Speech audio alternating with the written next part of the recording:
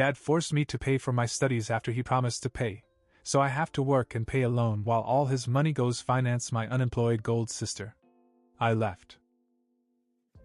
I still remember the day my father sat me down in the living room and casually threw out a life-changing decision as if he were deciding what to order for dinner.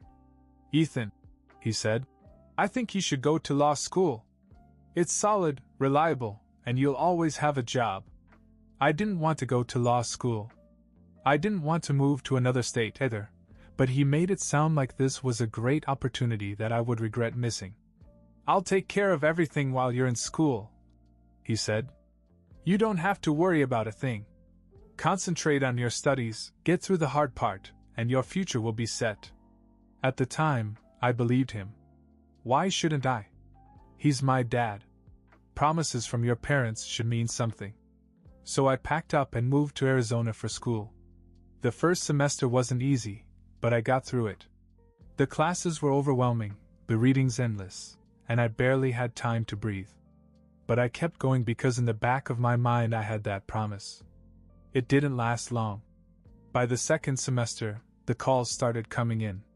My dad's tone changed, less supportive, more distracted. He didn't say it directly at first, but I could tell something had changed. He was evasive when I asked about money for rent or textbooks, making vague excuses about having to take care of some things. Then it all came to a head. One night, he bluntly told me over the phone, "Ethan, I can't send you any more money. Things are tight." I was stunned. Tight? He didn't sound tight when he talked about how much he'd spent fixing up Sarah's room last month. Or the car he'd promised her for her 18th birthday. "Wait, what do you mean you can't send me money?" I asked, trying to keep my voice calm. He sighed, as if I was the one being unreasonable. "All my money is going to help Sarah right now. She needs a car for school and we're getting her a laptop. I have to prioritize." It hit me like a punch in the gut. Prioritize? You promised me, Dad. You're the one who pushed me to go to law school in the first place. You said you'd take care of this while I was studying. I didn't know it was going to be like this. He said. "It's no big deal. You're a guy. You can figure it out." And just like that, the promise was gone. I hung up and stared at my laptop screen, the syllabus for my contracts class open in front of me. Ironic, really. A course on the binding nature of contracts, taught by someone who couldn't keep one to save his life. I needed money, so I took a job working under the table at a nearby restaurant. It was brutal long hours after class, running on fumes just to scrape together enough for rent and food. I barely lasted 2 months before I fell apart. My grades slipped and my mental health hit rock bottom. So I did the one thing I swore I wouldn't do. I quit. I packed my bags and headed back to Berkeley, tail between my legs, dreading the inevitable fallout. As soon as I walked through the door, my father looked at me with a mixture of disappointment and irritation. "You quit?" he asked, as if I had just announced that I was throwing my life away. I didn't hold back. "Yes, I quit. Because I couldn't handle working and studying at the same time. You said you'd help me, and then you abandoned me. But you have no problem spending everything on Sarah, do you?" "She's my daughter," he said, as if that explained everything. "And I'm your son. Why does she get everything while I'm left to drown? You're the one who wanted me to go to law school. You're the one who made me move out there. It's no big deal," he repeated, shrugging it off like it was nothing. I wanted to scream. Instead, I just laughed bitterly and walked away. That night at dinner, he started gushing about Sarah, how proud he was, how she was doing so well, how he'd put off buying a new car just to get her a better laptop for school. "Why are you telling me this now?" I asked, barely holding myself together. "Are you kidding me?" He just changed the subject. The next morning I woke up to Sarah bursting into my room without knocking. She always did that, as if my room didn't exist. "Hey Ethan, look," she said, shoving her shiny new laptop in my face. "Dad got me this yesterday. $2,000. Isn't it amazing? And look at my phone, brand new. He said I need the best for school. Oh, And he's thinking of getting me a car, too. Isn't that great? I just stared at her. She wasn't even in college yet. Sarah had been thinking about school for 2 years, bouncing between part-time jobs and random hobbies. But somehow she still managed to get everything handed to her. That's great, Sarah, I said flatly. She either didn't notice my tone or didn't care. Yeah, I know. I mean, I deserve it, right? Dad says I need to be prepared, and I think it's about time I got a car, don't you? I mean, how else am I supposed to get around? Sure, I mumbled, not even bothering to look at her. She stayed in my room for another 10 minutes, babbling on about how lucky she was and how Dad was the best. I tuned out most of it until she finally left, leaving me alone with my thoughts. Later that day, I decided to confront my father again. Maybe it was foolish to hope he'd change his mind, but I couldn't just let this go. I found him in the living room, scrolling through his cell phone. Can we talk? I asked. He barely looked up. What's up? Why do you keep doing this? I said. Why does Sarah get everything and I get nothing? You know I had to quit school because I couldn't afford to live out there. And you didn't even try to help. He put the phone down and sighed, as if this conversation was an inconvenience. Ethan, I told you. Sarah needs this stuff to succeed. I'm just trying to give her the best start I can. And I didn't need this? I snapped. You said you'd support me? You pushed me to go to law school. And now that I need help, you're too busy buying her new toys and planning her future? You're a man, he said, as if it were the most obvious thing in the world. You're supposed to be independent. You'll figure it out. I couldn't believe what I was hearing. So what? Because I'm a guy, I don't deserve help? But Sarah gets everything because she's your precious little girl? That's enough, he said, his voice calm but firm. You need to focus on yourself right now. If you're not going to study, then you need to work. I can't carry you forever. Carry me? I repeated, my voice rising. You didn't carry me for a single second. You broke your promise and left me to drown while you spent everything on Sarah. He didn't answer. He just stared at me for a moment, then picked up his phone again as if I wasn't even there. That was the moment I realized I wasn't getting through to him. Dinner that night was more of the same. Dad talked about Sarah's plans, how proud he was of her, and all the things he was doing to help her succeed. I tried to keep quiet, but when he said, I don't even feel bad about putting off my own car to make sure she has what she needs, I couldn't take it anymore. Why are you telling me this? I asked. Are you trying to rub it in my face, or are you just completely clueless? Dad looked at me, but didn't answer. Instead, he started talking about something else, as if I hadn't even spoken. Then Sarah came in, holding up her new phone like it was a trophy. Hey Ethan, look what Dad got me. Isn't it awesome? I couldn't contain myself. Stop it, Sarah. Just stop. She looked confused for a moment, then shrugged and walked away, smiling as she went. I sat there in silence, the weight of it all crushing me. After Mom left, it felt like no one cared about me anymore. Dad had his golden child to spoil, and I was just an afterthought. That night, I lay in bed staring at the ceiling, trying to figure out my next move. Staying here wasn't an option, not when every day felt like another reminder of how little I mattered to my own family. I didn't have much saved, but I would make it. I had to. I wasn't going to wait for anyone to come to me. It was clear that I was on my own. After that dinner, things settled into a predictable, miserable routine. My father went on and on about Sarah's accomplishments, even though most of them involved her simply existing and being rewarded for it. Meanwhile, I was trying to figure out what to do with my life. I knew I had to get out of the house, but that wasn't easy when I was broke. I tried a few odd jobs helping neighbors with their yard work, helping out at a friend's auto shop, but it wasn't enough to save anything substantial. One night I asked my father if he could at least lend me some money so I could move out.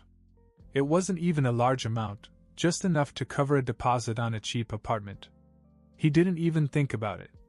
If you want money, get a job, he said, not looking up from the TV. I have a job, I shot back. It's just not enough to get me out of here. Then get a better job, he said. I wanted to yell, but I held myself back. I knew there was no point in arguing with him. The next morning I woke up to Sarah screaming from the kitchen. Ethan! Come here! I dragged myself out of bed, already dreading whatever this was about. When I got to the kitchen, she was sitting at the table showing me a stack of papers. Dad just filled out all the paperwork for me to apply to Stanford, she said, grinning. Isn't that amazing? He even called the admissions office to ask about financial aid, just in case.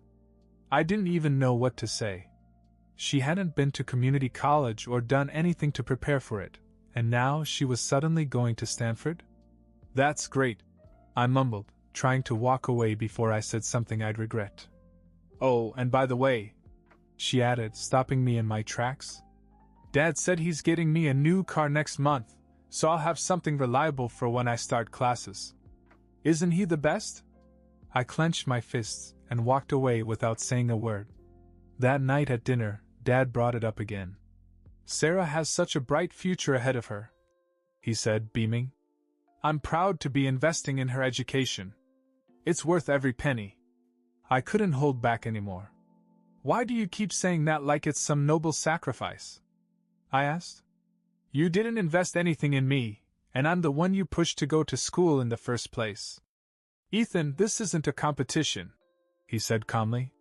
It sure feels like one, I shot back.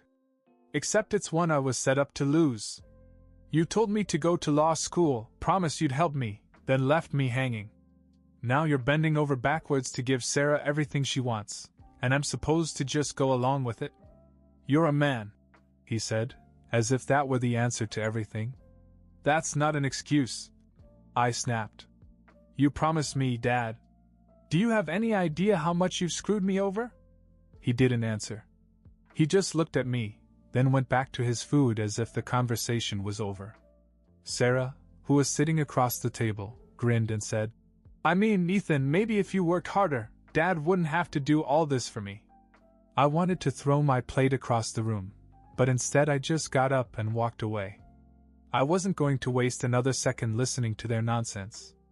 That night, I started looking for a real job, something that would get me out of the house and away from all of this. I didn't care how hard it was or how long it took. I was done being the forgotten child in my own family. The construction job was brutal, but it gave me two things I desperately needed: distance and independence. The job site was in Sacramento, a few hours from Berkeley, and the job came with on-site housing. The pay wasn't amazing, but it was enough to cover food, save a little, and not have to rely on anyone else.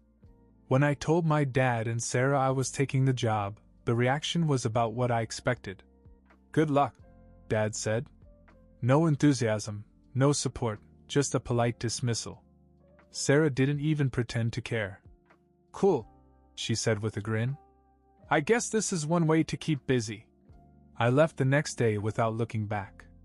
The job was exhausting: 12-hour days spent hauling heavy materials, mixing cement, and sweating under the relentless sun.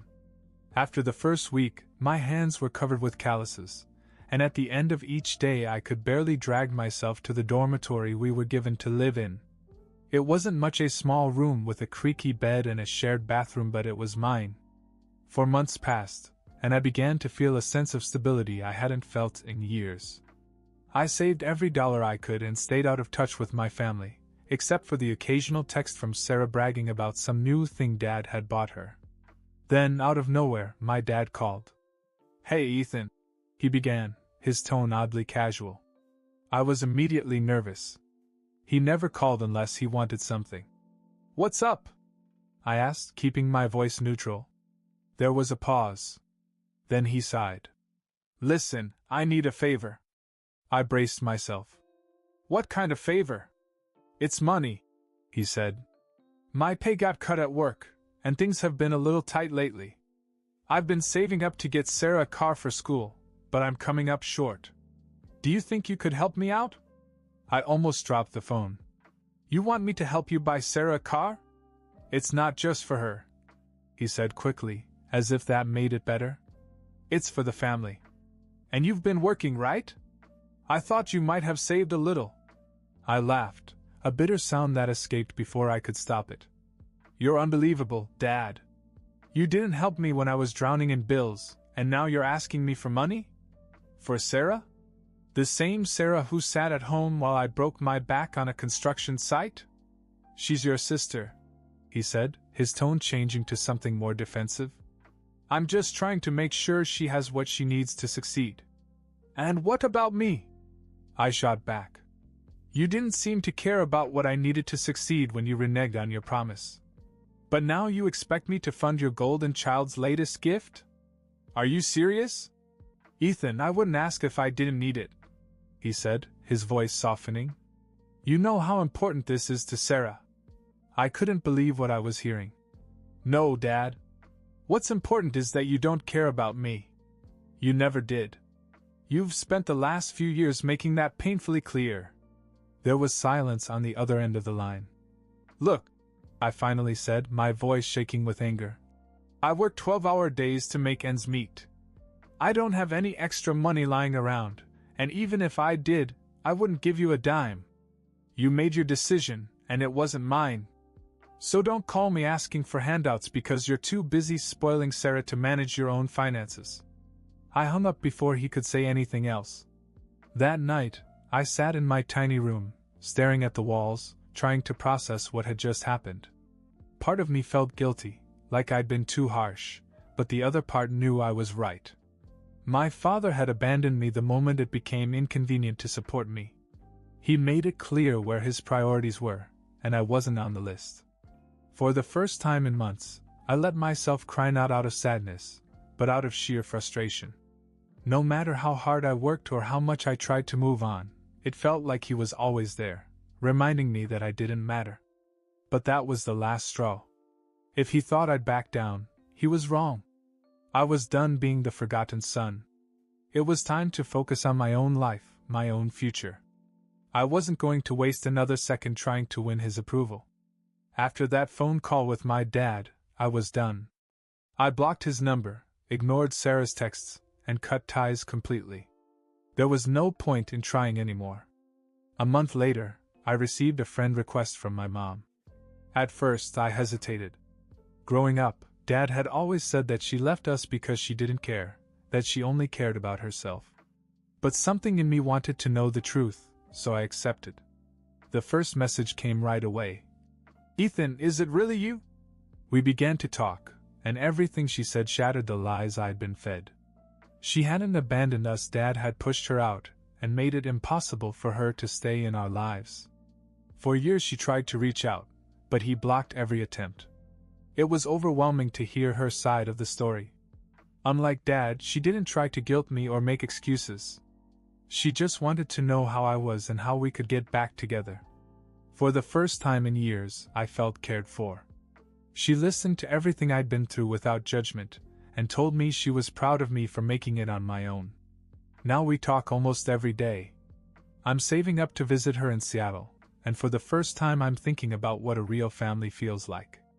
My dad always told me that my mom wasn't worth knowing. But the truth? She's the only one who ever really showed me what love is.